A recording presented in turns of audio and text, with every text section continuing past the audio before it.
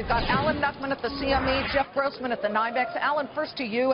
Any flows that you see that would indicate we might come up even closer to at least the flat line in this final 56 minutes it is right now?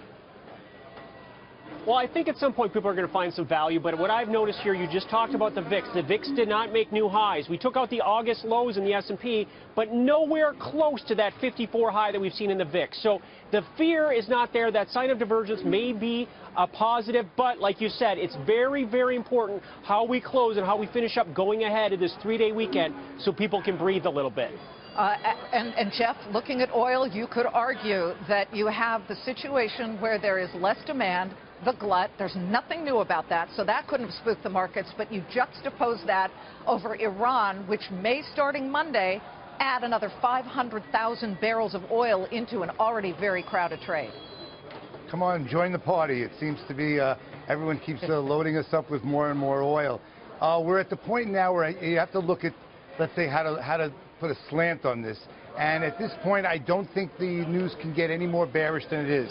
I think the China economy news is still the one that weighs the heaviest on the energy markets, because they've always been that swing user in the market, and they seem to have backed off here. And that's where the real, let's say, consumption, let's say, depletion is where we were hoping for. It's not there. Again, the market couldn't look much worse. So again, I'm one of those people that if that market comes in lower, let's say come Tuesday, it may be worth a shot here for this market to rally because no one believes it can. Well, I don't know. Couldn't look much worse. We now, I was seeing this data point, folks, and this was breaking. OPEC's oil basket average, these are the OPEC nations, is now at, forget $29 a barrel, it's at $25 a barrel. We haven't, Alan, even begun to see earnings come in from oil companies, but we did see earnings yesterday from JP Morgan, today from Citigroup, Intel. All of them actually beat on estimates, but that is not helping at all. And I've got to tweak you, because yesterday you stayed on the show and you stated that, look, JP Morgan's numbers indicate that maybe the economy is healthier. Charlie Gasparino did push back on you and say, wait a minute. They were able to meet their expectations and beat because they cut costs. So what, you want to come back and try and take a stab at that again? Yeah, I definitely do. I'm looking at the new two weeks of earnings. I think that's going to set the tone. I want to see where we stand in 2 weeks from now. And this morning we got some great numbers as far as Citigroup goes and Wells Fargo. Combined, they made $9 billion in profit.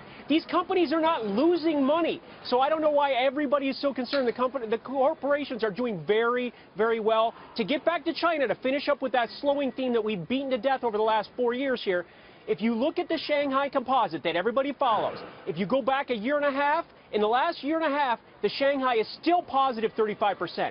Yes, it's given back gains, but it's still positive overall 35%. We're getting over-emotional about what happens with the Chinese market. They weren't the cure-all. They're not the disease for the market. Okay, you got to stay in place, both of you, because I'm bringing in Keith McCullough. He's on the phone. Keith is with Hedgeye. He's been way more bearish and calling it more as he sees it from an economic standpoint as it pertains to stocks.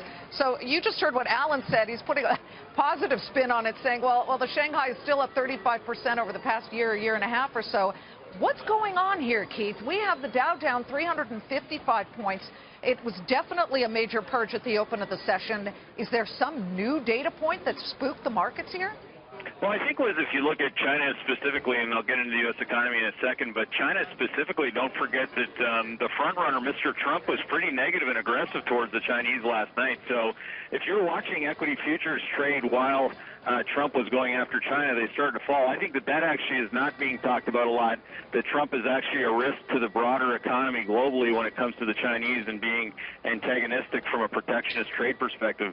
So that's number one. Number two is this morning is just the U.S. economic data. And, you know, valuation, as you know, Liz, is not a catalyst when you have a recession developing. And it's not even developing in industrial production at this point. It's in a recession. So industrial production growth was negative 1.8% year over year. And it's really... Keith, did you see that the retail sales number missed estimates? You know, when you take out autos and gasoline, which have been extremely cheap, and you X that out, we were flat on the month over month. And that's supposed to be the good part of corporate earnings, as you know. And again, it's really been disappointing. You can blame good weather, bad weather, whatever you want to blame. But the reality is, and this is the key point, and I've been trying to make this point on Fox for a while, if corporate profits are negative for 2 consecutive quarters, Liz, 2 consecutive quarters, which we're going to get, you've never not seen the stock market crash, a greater than 20% decline. And now you're seeing the Russell 2000 is clean cut in crash mode. It's down 24% now from July. And my view is that the S&P 500 is going to move towards 1,700 because that, again, would be a 20% decline. Alan Knuckman, let me go back to you. I know, Jeff Grossman, you're still there, but Alan, looking at the Russell, it's a total mess, but we're coming up. You saw that intraday picture. I don't know if you can see it, Keith, but we're coming up way off the low still. Still down, though, pretty significantly. Go ahead, Alan. Yeah, it's about 2.5% lower. I mean, that is not catastrophic. It's not a great week, but if we look at where we were yesterday we were unchanged on a weekly basis. Things are going to happen, major moves are going to happen day by day until people get a little bit more settled. Their earnings are going to give us that settlement, and what we're seeing is earnings decline in growth. The growth is declining. We're not continuing that same pace. These companies aren't actually losing money. They're just not making money at the same pace as they were. So let's look at it in those terms. I think from a risk-reward standpoint, I think there's going to be some value to be selling here after it's gone down 10% in 10 days.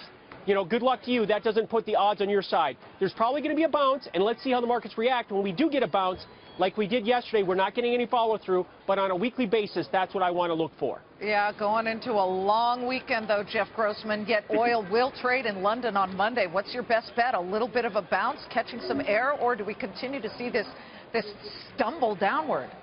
I'm from the bounce at this point. I think they've overdone this to no end. If you look at the long-term chart, we've really overdone things on, let's say if you want to go with the moving averages and the like.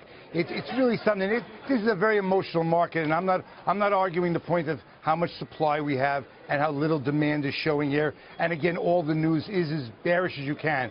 But as a contrarian, I always look for that surprise, and everyone suddenly says, gee, you mean it's not going to just continue to go down? And that may be where we come. This may be a place where, again, you can find that place where they come in lower, you buy them. I don't know how much we can lift our heads here. This market has been a sail on rallies for the last month or so. So again, it's a market under tremendous pressure. But again, I'm looking for the bounce more than the further dip.